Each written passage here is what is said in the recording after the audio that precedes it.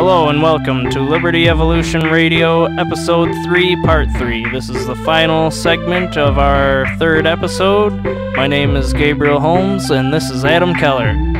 Thanks for joining us in this evolution for liberty and for freedom. The previous segment, we were talking about government being a roadblock to progress and prosperity for the American people and to humanity in general. An example of this is government owning the patent to hemp. No one else can use it if it was ever deemed useful by the government. They proclaim there is no positive uses for it because they relate it to their controlled substance, but really they just an example of an industry, a material that the government owns a patent to. Another example would be alternative fuel sources and the subsidies and the regulations government puts forth in monopolizing alternative fuel.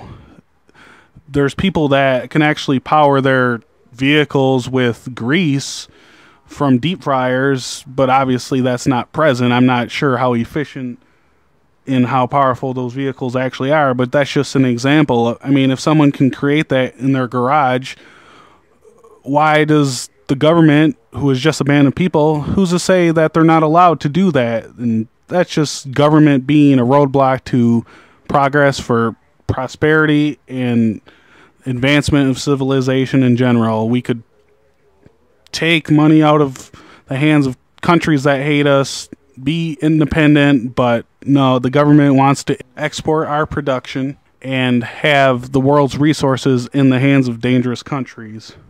Yeah, and you could say that the healthcare legislation is making it very hard for small businesses to have any confidence in the future. They don't know whether they're going to be able to bring on new hires and what kind of consequences are going to be put on them, particularly when government's taking a aggressive stance against the private sector and especially small businesses.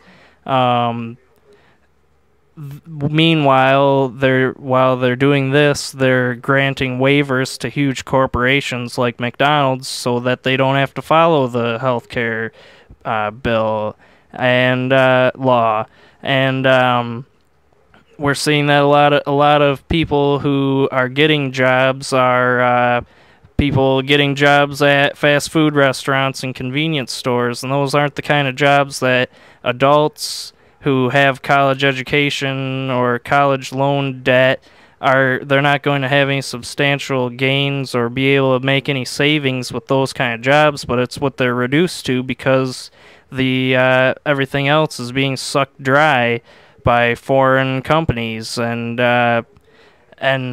manufacturing.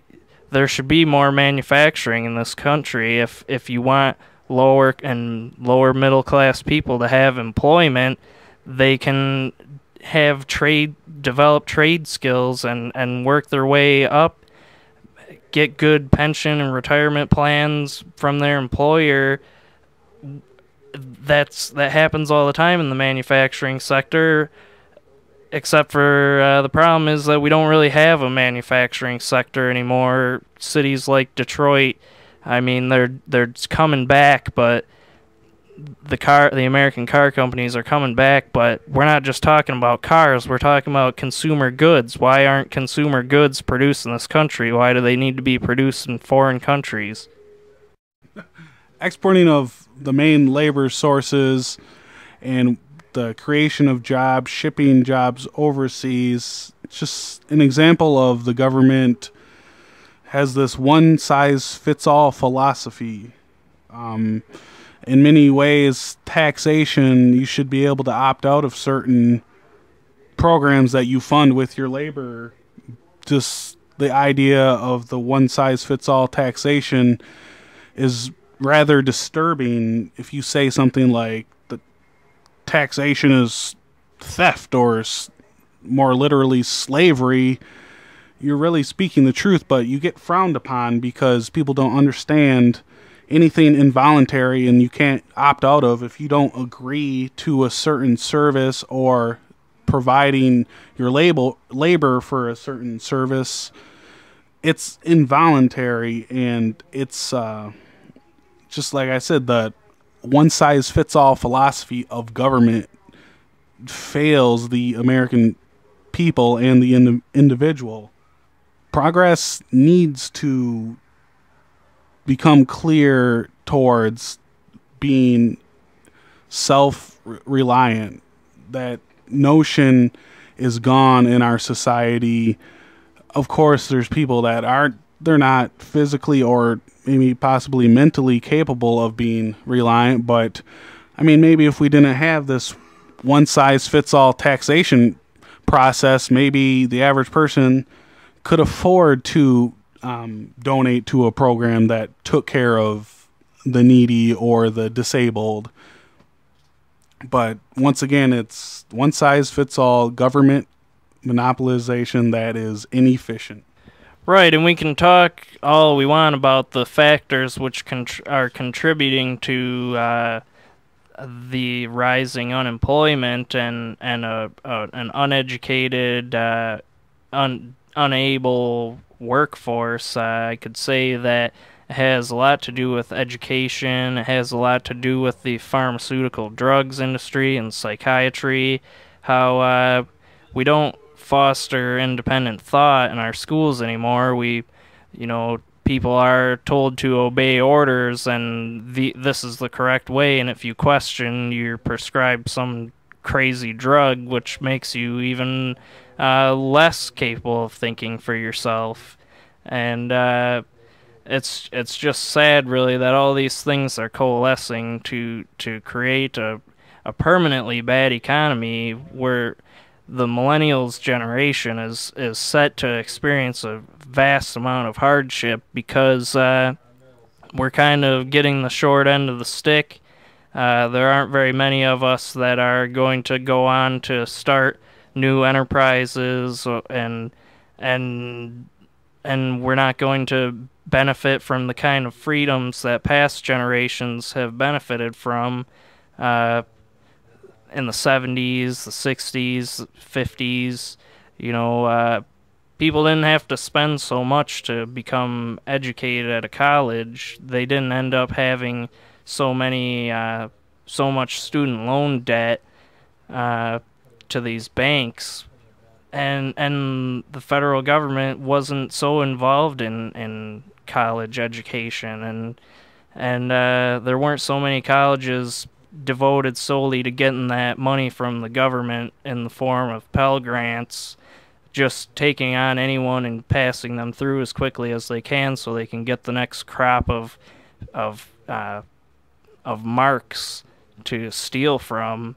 There are some good ways to make yourself worth more in the market, but that depends on if there is a market for you to be involved in and for you to advantage from. The biggest problem is people are content with how things are and under the impression that they cannot change anything. If everyone thought that way, then nothing really would change. We are fighting powerful forces here. Come get your government, everyone. Really, I mean, it sounds so simple. It's a double-edged sword. We all know this. But whether the fight is winnable or not, I will never declare it unwinnable. We are fighting for good. This liberty movement, really is the right thing.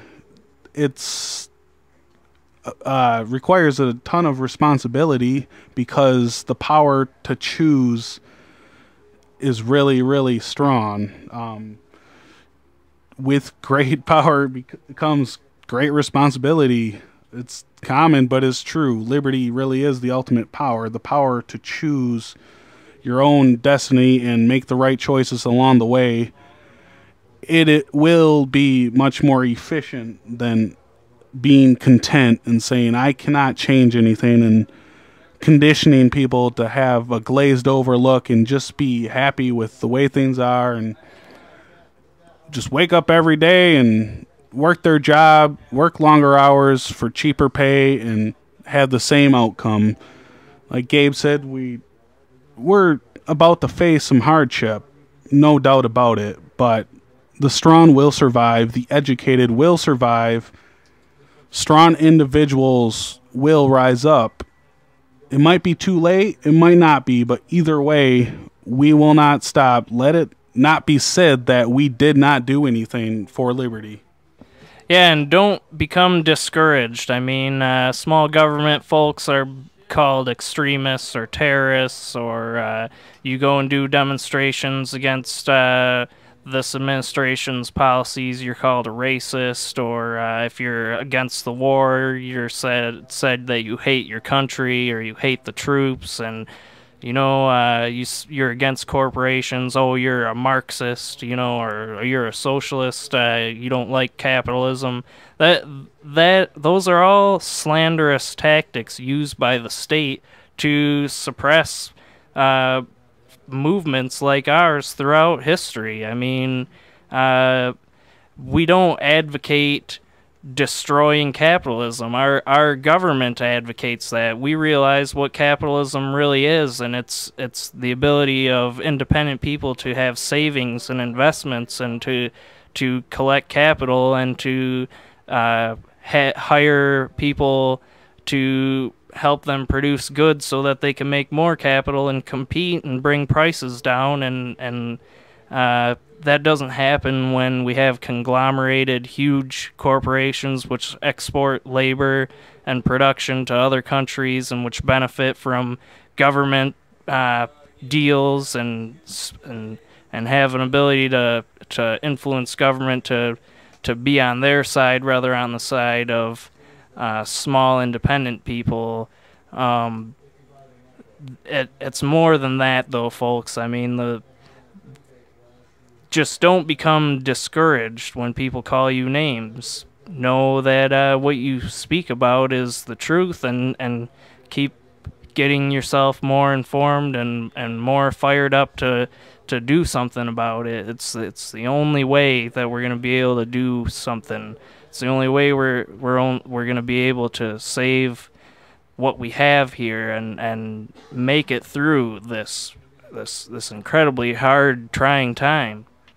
And we're nearing the end of this particular broadcast, but we will continue updating the Facebook page, our website, the YouTube page.